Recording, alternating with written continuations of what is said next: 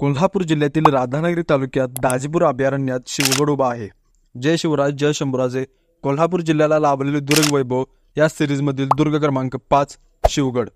शिवाजी महाराजांच्या नंतरच्या काळातील म्हणजे कोल्हापूर छत्रपती म्हणजे शिवाजी महाराजांचे नातू राजाराम महाराज पुत्र करवीर संभाजी पहिले यांनी सावंतवाडीकरांना हाकलून त्यांच्याशी लढाई करत हा किल्ला बांधला.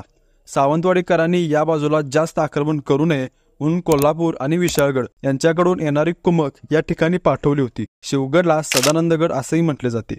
शिवगड हा किल्ला 1731 ते 1736 या दरम्यान उभारण्यात आलेला किल्ला आहे.